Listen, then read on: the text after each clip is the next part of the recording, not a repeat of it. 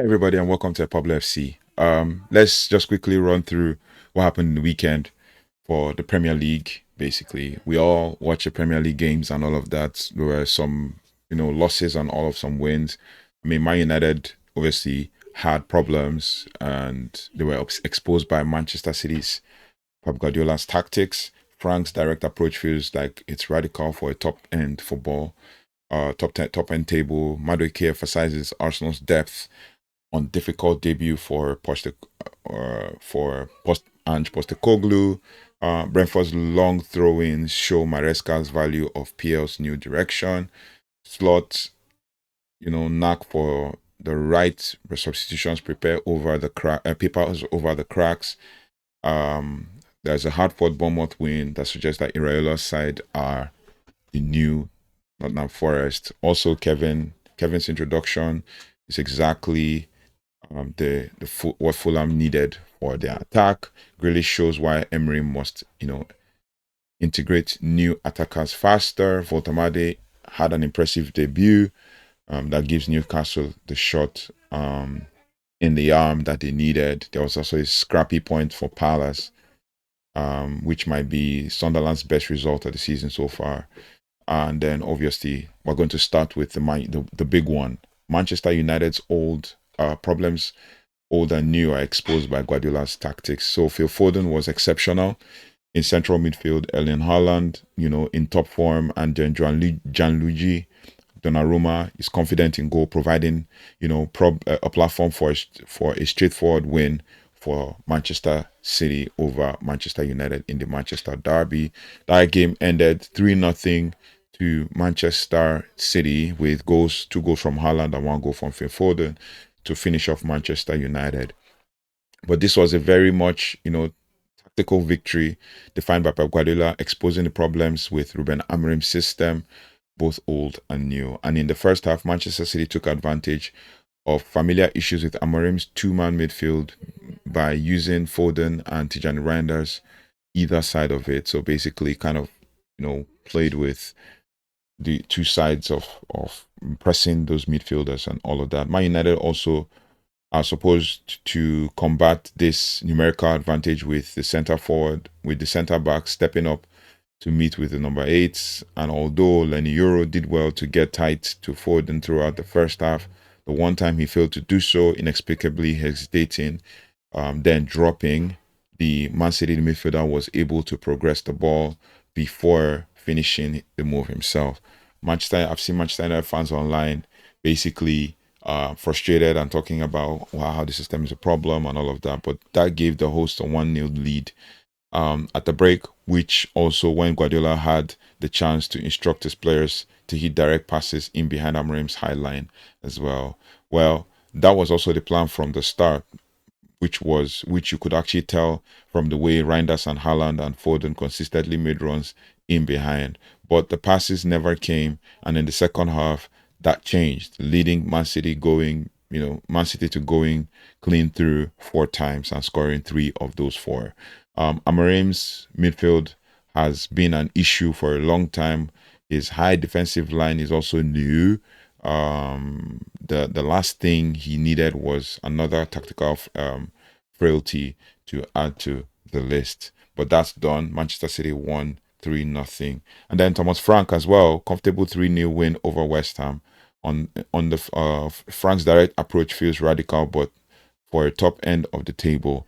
On the face of it, there is nothing especially unusual about Tottenham winning comfortably against the 10-man West Ham, but also the manner in which their goals came in the London Stadium was also aggressive, or was so regressive as to be futuristic. So old schooled and has to be basically radical. They won 3-0.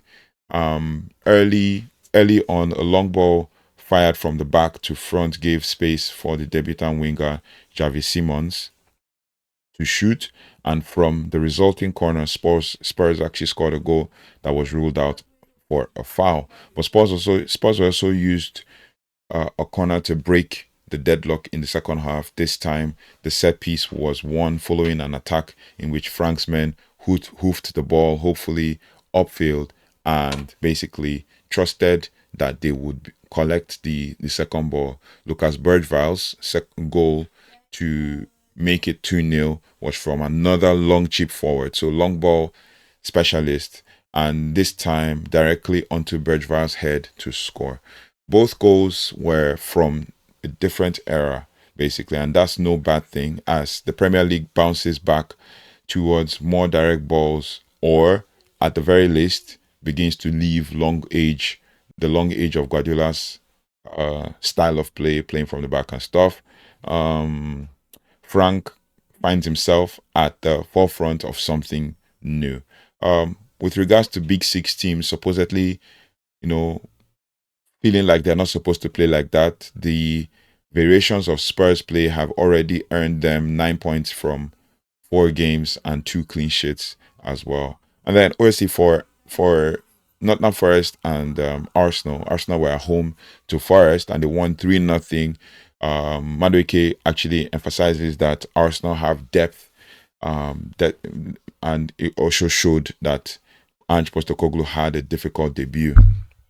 Um, he did not attempt to impose his more extreme tactical ideas at the Emirates. Obviously, he barely trained with the team for 4 days, although there were plenty of signs that he wanted to make Nottingham Forest into a truly attacking side. One player that was of note to me was this William Anderson or something. The player that I saw and I'm like, I liked the way he played and all of that. It was a tough debut. I mean, Forest really got near the Arsenal goal, partly because their attempts to play the dynamic possession football in their own half was easily picked off by Arsenal when they did a man-to-man press. No surprise, really. I mean, that Arsenal's brilliant out of possession work forced lots of misplaced Forest passes just a few days into Postecoglou's reign. It will take a long time for Forest to absorb these ideas and integrate the basic passing moves, but that's a concern. Although he need not worry so much about how the Gunners won the game. The way Noni Madueke dominated the right flank and Ibericheze also had joy on the other side, and issues that should resolve themselves for Forest when Olaina and their loan signing or from Arsenal, Alexander Zinchenko, are available to play at fullback. So it's potentially Noni Madueke had the most take-ons in that week, 5 take-ons. The next person was Hugo Ekitike, who had 4. The next also was Mohamed Kudus, who had 4. And then obviously Jet Spence had 3 from Spurs. Ibericheze had 3. Michael Kayode had 3 from Brentford. Antoine Semenyo had 3. Iliman India had 3. Ryan Gravenberch had 3. And then Yamuluk had 3 as well. As for Arsenal, the simplicity of their win on Saturday was was evidence of the power of the squad depth, something Mikel Arteta possesses for the very first time in a long while. Also, the absence of Bukayo Saka, William Saliba, Declan Rice, or even Martin Odegaard after the 18th minute would have basically resulted in Arsenal crumbling last season. But now they have Madueke and Eze, and they have Christian Mosquera. They also have Martin Zubimendi and Victor Gyökeres to add goals, defensive stability, and assist with star players, who when they're unavailable. Then there was Brentford's long throw, which showed that Maresca needed to deal with those kinds of things and the value of PL's new direction. That's Premier League's new direction. Enzo Maresca might have assessed. I watched that game basically against Brentford. That game ended 2-2. It was Brentford 2, Chelsea 2. Brentford scored first, and then Chelsea scored and went ahead 2-1, and then Brentford came back. So Enzo Maresca might have assessed how Aston Villa were stomped 1-0 at the GTEC Community Stadium and worried that Chelsea's side would be just as static against a low block. But that's the only viable explanation we have for such an unusual team selection, basically for Maresca.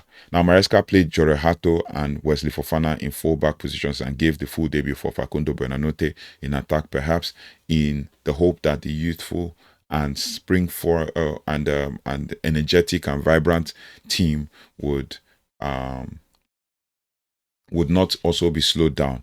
Now, it didn't work because Chelsea lacked spark, and Maresca made a triple substitution at halftime before bringing on Cole Palmer 15 minutes later. Palmer also dragged Chelsea back into the game, and with the playmaker forcing Brentford into fearful threats, eventually gaps started to open up, and there were speculative crosses like that of Enzo Fernandez's for the equalizer, and then the shots, including Moises Caicedo's for Chelsea's second, and also to come in. Now, then a long throw in deep into stoppage time changed the narrative again as Brentford equalized through Fabio Carvalho, who came on and left Garnacho in his trail. The lesson for Maresca might be to play a more consistent lineup and, where possible, ensure there is enough experience to balance youth.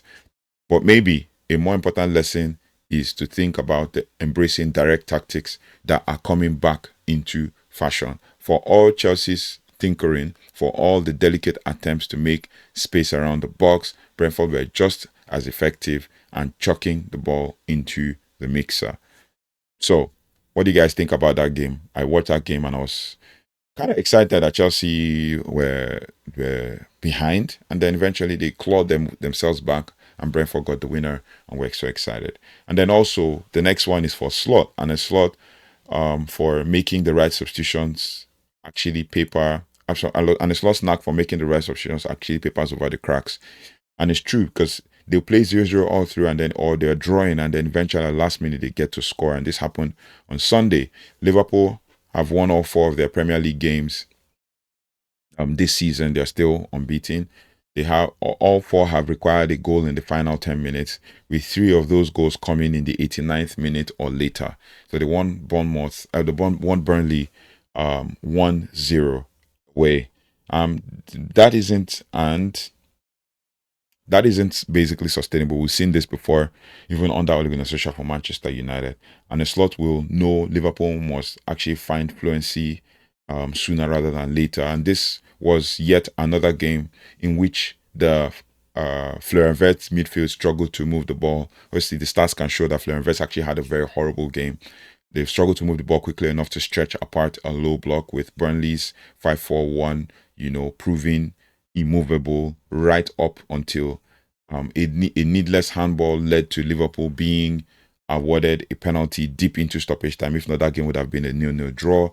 But while the champions wait to find their floor, their supporters will also be thankful for having a manager with such a brilliant eye for substitutions like Federico Chiesa and Rio Ngumoha, both scored winners off the bench in August, and on both occasions there were some raised eyebrows when those particular forwards were thrown on. Now, Sunday's decisions were even less expected, basically. Following a red card for Burnley's midfielder Leslie Ugochukwu, Slot also withdrew centre-back Ibrahima Konate and broke room to actually make room for 5 attackers in the forward line. It immediately caused the Burnley defense to, scramble, as they were now overloaded in the wide areas, with Ngumoha, looking sharp before eventually a cross from Jeremy Frimpong, another sub, hit the arm of Hannibal Mejbri. So now, basically, Liverpool also can't keep winning matches like that. It is definitely not sustainable. But for now, Slot's late tactical reactions have put his team top of the table. Then there was the Bournemouth versus Brighton, a very tough game.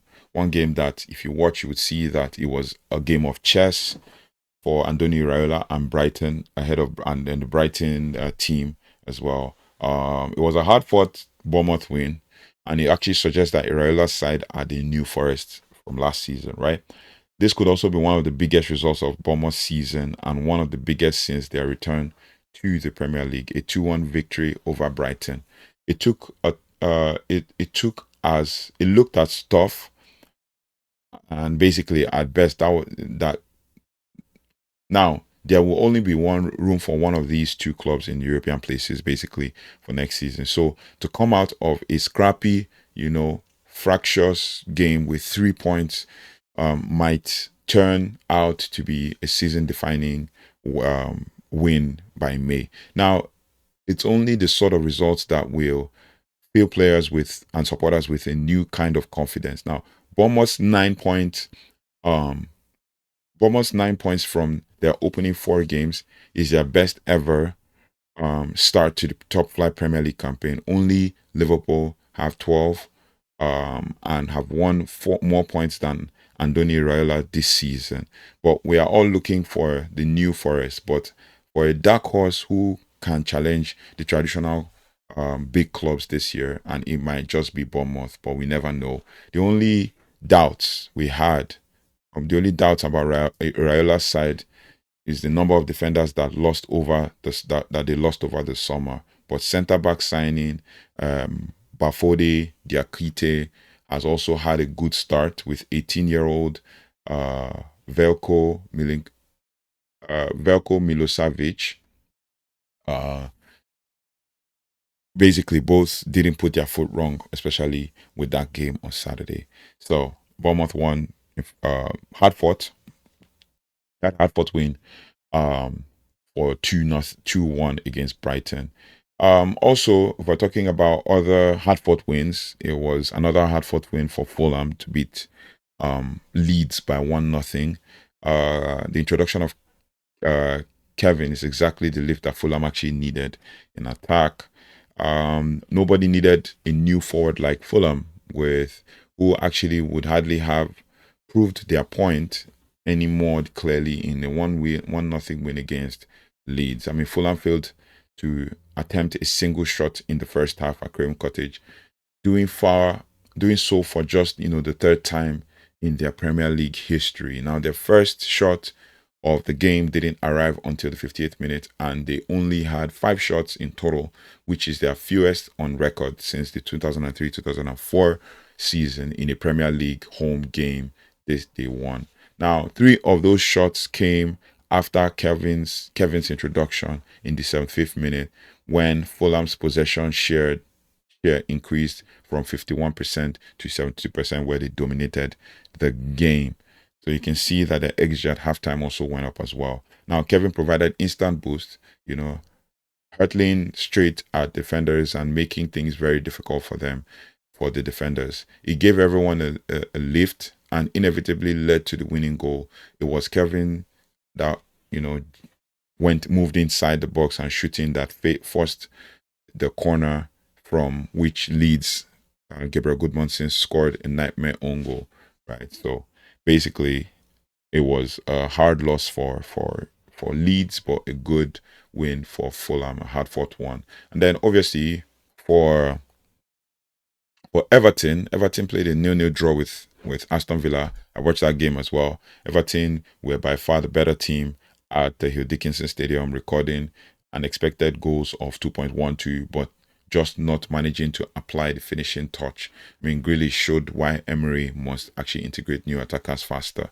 Once again, Jack Grealish was the best player on the pitch. Almost everything the home side did flowed through the Everton playmaker, who looks a man reborn on Messi's side. I mean, that shows that he's probably been set free and been loose to actually play the kind of football that he wants to play, as opposed to what he had at Manchester City. Grealish created 5 chances against his old club on Saturday, and obviously most chances created in the league this season. Bruno Fernandes leads the table with 14 chances.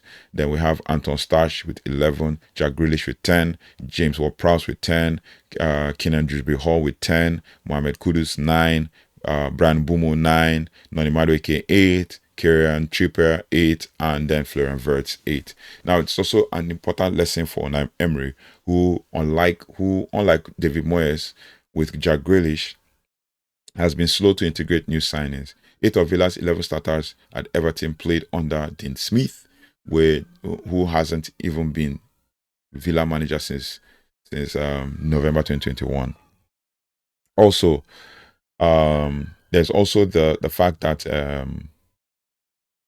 Evan Grassand Daniel Mellon, Javi Elliott, and Jadon Sancho all signed in 2025, started on the bench as Villa failed to score for their fourth consecutive Premier League match. Now, it's the first time in the club's entire history that they have gone the first 4 games of a league season without scoring, and it leaves Villa fans wondering why their new attacking players aren't getting more minutes on the pitch. So it is very important. I mean, Unai Emery seems to be a good manager, but he seems to always be slow to integrate certain things. I mean, Martinez has been integrated back into the team, and he really saved Villa. If not, Everton could have scored that goal, but then scored their goals. But it is what it is. Then for Newcastle, Woltemade, the new signing, made a debut, and his debut was impressive. He gave Newcastle what they needed, especially when it comes to giving them a boost for the season. The most important win of the weekend was arguably Newcastle's Eddie Howe, Newcastle United's win. Now Eddie Howe badly needed one, and he needed his first victory of the season to draw a line under Alexander Isak's saga and get their campaign underway. Basically, Newcastle won Wolverhampton Wanderers on Saturday, 1-0 full-time win. Even better for that victory, Nick Woltemade scored the crucial goal, and he excelled on his debut, symbolizing the dawn of a new era. I mean, for the 23-year-old, and allowing Newcastle fans to shake off the anger over Isak's departure. And it was a brilliant one, Alan Shearer-like header from Woltemade to cap up an excellent all-round performance. I mean, his strength at holding up the ball makes him a different kind of striker for Newcastle compared to Isak. But also, early signs are there that he can also be the fulcrum around the Newcastle's fast wingers. I mean, in Anthony Elanga and the other English midfielder on the left-hand side. Now, the mood around St. James's Park has also lifted substantially a few days before the visit of Barcelona in the UEFA Champions League in midweek. Now, the timing of Woltemade's winner could hardly have been better. So it is important, basically, for Newcastle fans to find some excitement in this one. And then with regards to the last game that we are analyzing in this one that we're reviewing, basically, it was a very scrappy point at Palace, and might actually be Sunderland's best result of the season so far if we look at it from the grand scheme of things. Sunderland have now won 7 points, equaling their previous best tally after 4 matches in the competition. They achieved this in 2001-2002 season, just after they had finished 7th in the previous season. So it was a 0-0 draw at Crystal Palace for Sunderland, and they last had more points at this stage. Basically adjusting for 3 points for a win of a top flight campaign in 95-96 season. Things are also going better, and Sunderland fans could actually possibly have. They are going actually better than Sunderland fans could actually have expected. Now, the draw at Palace, although the least spectacular scoreline, is arguably the best result for them, basically. Previous opponents, West Ham and Brentford, are both expected to struggle this season, making home games against them a necessity for any team hoping to avoid relegation, especially for Sunderland. But a draw at Selhurst Park to scrap for a point against experienced oppositions really proves that Sunderland belong to this level. But it remains to be seen what next will happen, going forward in the Premier League. But that's it, basically, for the Premier League Match Week 4 review. We'll try and be bringing you as many reviews like these as possible, where we'll kind of talk about games, especially in the Premier League. We get the chance, because we did a preview for the Premier League, we're giving you a review now. And we did a preview for the Spanish La Liga, which is the next video you're going to see. But thank you so much for watching. If you haven't already, please do like, share, subscribe, and hit the notification bell so you don't have to miss anything when it relates to anything football, deep analysis, breakdowns, and all of those things. I'll see you on the next one. Take care, goodbye, and God bless.